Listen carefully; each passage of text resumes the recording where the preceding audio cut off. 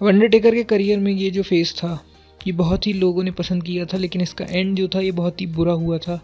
जिसकी वजह से ये फैक्शन ज़्यादा चल नहीं पाया, वरना शायद से ये फैक्शन भी वन ऑफ द ग्रेटेस्ट होता रेसलिंग हिस्ट्री में। तो इसकी शुरुआत होती है जब अंडरटेकर का केन से मैच चलता रहता है जजमेंट डे में, जिसमें पॉल बेरर इंटरफेयर करते हैं और सबको लगता है कि केन की मदद करेंगे अंडरटेकर को चेयर से हिट करके, लेकिन वो चेयर से केन को हिट कर देते हैं और उस वजह से केन वो मैच हार जाते हैं और अंडरटेकर और पॉल बेरर एक साथ चले जाते हैं। फिर उसके बाद अगले हफ्ते अंडरटेकर और पॉल बेरर एक साथ अपीयर करते हैं, वो एक साथ रिंग में आते हैं। फिर पॉल बेरर कहते हैं कि वो केन को नहीं अंडरटेकर को सपोर्ट करेंगे क्योंकि केन ट्रू डार्कनेस को नहीं समझता है, इसीलिए वो अंडरटेकर के साथ अब जुड़ के आगे चलेंगे। और अंडरटेकर भी कहते हैं कि उन्होंने अपने घर पे वो आग कुछ साल पहले उन्हीं ने लगाई थी ताकि केन और उनकी फैमिली उसमें जल जाए, क्योंकि केन उसको वो वीक समझते हैं और वो सही से उनके लेवल पे चलने के लिए नहीं है। फिर उसके कुछ टाइम बाद ही डब्ल्यूडब्ल्यूई की वेकेंट बेल्ट के लिए विंस मैकमैन एक कॉन्टेस्ट रखते हैं और उस कॉन्टेस्ट में अंडरटेकर और केन अपने अपोनेंट्स को हरा के आमने सामने आ जाते हैं और जो भी जीतता वो फाइनल में द रॉक से मैच करने जाता। तो जैसे केन और अंडरटेकर का मैच होता है उसमें अंडरटेकर जीत जाते हैं क्योंकि पॉल बेरर उसमें इंटरफेयर करते हैं और अंडरटेकर चले जाते हैं फाइनल में। लेकिन जब फाइनल मैच होता है द रॉक वर्सेस अंडरटेकर, उसमें केन आ जाते हैं इंटरफेयर करने के लिए और चोकस्लैम मार देते हैं द रॉक को, जिससे कि डिस्क्वालिफिकेशन हो जाता है। और उसके कुछ टाइम बाद ऑस्टिन का टेकर से बैरिड अलाइव मैच होता है, जिससे पहले कि ऑस्टिन इंजर हो जाते हैं। तब अंडरटेकर डिसाइड करते हैं कि उनको बैरी नहीं करेंगे अलाइव, बल्कि उनको हॉस्पिटल में ही जाके मार देंगे, सेक्रीफाइस करेंगे उनको। तो वो हॉस्पिटल में जाते हैं और ऑस्टिन को किडनैप कर लेते हैं और वो उनको नाइफ उनके सीने में लगाने ही वाले रहते हैं कि केन आ जाते हैं और उनको बचा लेते हैं।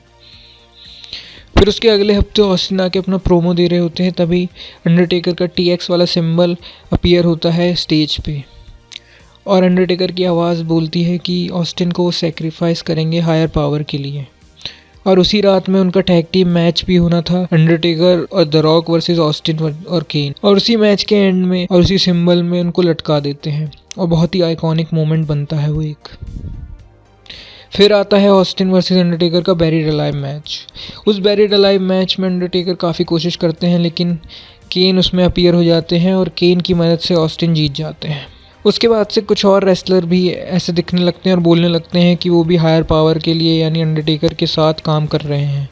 और इस बीच में अंडरटेकर भी रिंग से एब्सेंट रहते हैं बैरिड अलाइव मैच के बाद, लेकिन फिर वो कुछ टाइम के बाद अपीयर होते हैं एक दिन, जब सेरेमनी उस सेरेमनी में वो एक रेसलर को सेक्रीफाइस करके उसको भी शामिल कर लेते हैं अपनी मिनिस्ट्री ऑफ डार्कनेस में। और वो प्रोमो कट करते हैं कि अंडरटेकर को दफना देना काफ़ी नहीं होगा, और वो दफनाने से अपनी ओरिजिन की जगह पे वापस गए थे, जहाँ से वो ऑफिशियली अनाउंस कर देते हैं मिनिस्ट्री ऑफ डार्कनेस को और बोलते हैं कि उस हायर पावर की वजह से वो ये सब कर रहे हैं, उस हायर पावर के लिए ये कर रहे हैं और उसी से वो पूरे डब्ल्यूडब्ल्यूई को टेक ओवर कर लेंगे। उनमें और भी मेंबर्स ऐड किए जाते हैं मिनिस्ट्री ऑफ डार्कनेस में। तो जो कोर मिनिस्ट्री ऑफ डार्कनेस रहती है उसके मेंबर रहते हैं एल्कलाइड, मेबल और मेडन, पॉल बेरर और अंडरटेकर। यही रहते हैं जो शुरुआती मेंबर्स रहते हैं, जो मेन मेंबर्स रहते हैं मिनिस्ट्री ऑफ डार्कनेस की। उसके बाद उसके कुछ ही दिनों बाद एज क्रिश्चियन और गैंग्रियल इन तीनों को भी ऐड कर लिया जाता है मिनिस्ट्री ऑफ डार्कनेस पे। फिर उसके कुछ ही टाइम बाद अंडरटेकर आते हैं रॉ में और अनाउंस करते हैं कि डब्ल्यूडब्ल्यूई को टेक ओवर कर लेंगे हायर पावर के लिए और विंस उसका कुछ नहीं कर पाएंगे। लेकिन विंस इसी से गुस्सा होकर केन वर्सेस अंडरटेकर का एक मैच करते हैं, इन्फर्नो मैच,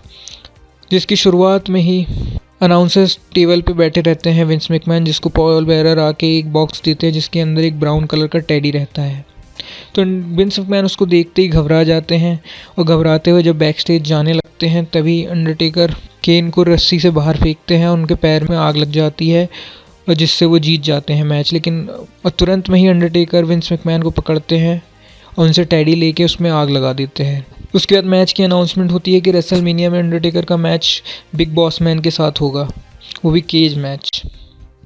फिर उसके अगले हफ्ते में रॉ में अंडरटेकर एक क्लिप दिखाते हैं विंस मैकमैन को, जब वो रिंग में रहते हैं, कि उनके घर की क्लिप दिखाते हैं और उनके घर के पास ही अंडरटेकर का लोगो ऐसा लाइट अप हो जाता है और कहते हैं कि वो किसी का वेट कर रहे हैं वहाँ पे और जैसे ही वो आएगी उसे पकड़ लिया जाएगा। फिर उसके बाद रेसलमेनिया होती है और रेसलमेनिया में अंडरटेकर और बॉसमैन का मैच होता है, केज मैच, जिसको कि अंडरटेकर जीत जाते हैं और जीतते ही मेबल और बाकी के साथी आते हैं और उनको एक फंदा देते हैं जिससे कि वो बिग बॉस मैन को लटका देते हैं। और बहुत आइकॉनिक मोमेंट बनता है जब बिग बॉस मैन हैंग हुए रहते हैं और अंडरटेकर रिंग पे खड़े रहते हैं। फिर रेसलमेनिया के बाद अगले रॉ में ministry of darkness Stephanie McMahon को कैप्चर कर लेती है और सब बहुत परेशान हो जाते हैं, उसको ढूंढने लगते हैं, लेकिन वो फिर कैन शेमरॉक उसको बचा के लेके आते हैं। और इसी से गुस्सा होकर उसके वीक लेटर में शेमरॉक को भी वो सेक्रीफाइस करने की कोशिश करते रहते हैं। पर उसी से पहले ही एक फ़ाइट हो जाती है आपस में मिनिस्ट्री ऑफ डार्कनेस की और यहीं से मिनिस्ट्री ऑफ डार्कनेस टूटना चालू हुई थी। जब अंडरटेकर शेमरॉक को सेक्रीफाइस करने से पहले क्रिश्चियन को पकड़ लेते हैं और सबको बोलते हैं कि इसे भी हम सेक्रीफाइस कर देते हैं हायर पावर के लिए, तब ब्रूक के मेंबर ऐसे मना करते हैं और उनकी आपस में फ़ाइट हो जाती है और ब्रूक को निकाल दिया जाता है मिनिस्ट्री ऑफ डार्कनेस से। फिर आता है बैकलैश पेपर व्यू, जिसमें स्टेफनी मैकमैन को ये लोग किडनैप कर लेते हैं और सिंबल में रख के उसको रिंग तक लेके आते हैं और फिर अंडरटेकर बोलते हैं कि इसको सेक्रीफाइस नहीं किया जाएगा बल्कि इससे वो शादी करेंगे और पूरे डब्ल्यूडब्ल्यूई का कंट्रोल उनके पास आ जाएगा, जैसा कि हो नहीं पाता है क्योंकि ऑस्टिन आ जाते हैं वहाँ पे और ऑस्टिन स्टेफनी को बचा लेते हैं। और फिर उनका मैच होता है ऑस्टिन के साथ टेकर का over the edge pay per view में, जिसको वो जीत जाते हैं शेन मैकमैन की हेल्प से। इसके बाद अगले रॉ से ये प्रमोट होने लगता है कि हायर पावर अब रिवील होने वाले हैं, जल्दी रिवील होने वाले हैं और यही वही टाइम था जहाँ पे मिनिस्ट्री ऑफ डार्कनेस बहुत ही पीक पे चली गई थी और सबको बहुत पसंद आ रही थी, लेकिन यही उसका एंड भी था क्योंकि हायर पावर जैसा कि हमने देखा उसके 2-3 हफ्तों बाद ही रिवील होता है और वो निकलते हैं विंस मैकमैन, और जिसका कोई सेंस उस टाइम भी नहीं बनता और कभी भी नहीं बनता और ये आज तक डब्ल्यूडब्ल्यूई के रिकॉर्ड में one of the worst reveal भी कहा जाता है अब तक, क्योंकि उसका सच में कोई सेंस नहीं बनता क्योंकि विंस मैकमैन खुद पे ही ऐसी चीज़ें क्यों करवाएंगे। और इसी वजह से मिनिस्ट्री ऑफ डार्कनेस की पूरी क्रेडिबिलिटी और इंटरेस्ट सब खत्म हो जाता है उस टाइम से। इसके बाद मिनिस्ट्री ऑफ डार्कनेस ज़्यादा आगे नहीं चलती, कॉर्पोरेट मिनिस्ट्री बनती है थोड़े टाइम के लिए, लेकिन विंस मैकमैन वर्सेस ऑस्टिन की स्टोरी एक अलग ही चलती रहती है और अंडरटेकर के भी जो पर्सनल लाइफ में हो रहा था और ऊपर से जो उनकी नी इंजरी थी उसके कारण वो ज़्यादा फोकस नहीं कर पा रहे थे रिंग पे भी, और इसी वजह से अंडरटेकर टैग टीम में थोड़े टाइम के लिए आते हैं बिग शो के साथ और ज़्यादा कुछ नहीं होता। मिनिस्ट्री ऑफ डार्कनेस के एक मेंबर ऐसे ही निकलते जाते हैं मिनिस्ट्री से और कुछ भी ऐसा स्टोरी लाइन पर उनकी खास फोकस नहीं होता और लोगों का भी इंटरेस्ट ख़त्म हो जाता है जब से विंस मैकमैन रिवील करते हैं हायर पावर, उसके बाद से लोग भी ज़्यादा इंटरेस्ट दिखाते नहीं हैं। एक बहुत ही अच्छी स्टोरी थी और बहुत ही अच्छे स्टेबल भी बनती, लेकिन बस उसकी जो एंडिंग थी यानी कि विंस मैकमैन का जो रिवील था अगर वो नहीं होता तो सच में ये बहुत और आगे तक जाती और शायद बड़ी स्टोरी हम देख सकते थे, लेकिन डब्ल्यूडब्ल्यूई ने बहुत बड़ा बॉच कर दिया था, वो उनको भी समझ आ गया था, इसलिए जल्दी से उन्होंने डिमिनिश कर दिया मिनिस्ट्री ऑफ डार्कनेस को और उसके बाद अंडरटेकर चले गए ब्रेक पे और उसके बाद तो हमें पता ही है कि रिटर्न कैसे किया उन्होंने। तो आपको ये वीडियो अच्छी लगी तो लाइक करें और ऐसी और वीडियो देखनी है या किसी भी रेसलर के किसी पर्टिकुलर कैरेक्टर के बारे में आपको जानना है तो कमेंट सेक्शन में ज़रूर बताएं, मैं उसके ऊपर भी वीडियो बनाऊँगा। और मेरे चैनल को सब्सक्राइब कर लें ताकि आप आगे भी ऐसे ही और रेसलिंग से जुड़े कंटेंट को देख सकें। Thank you.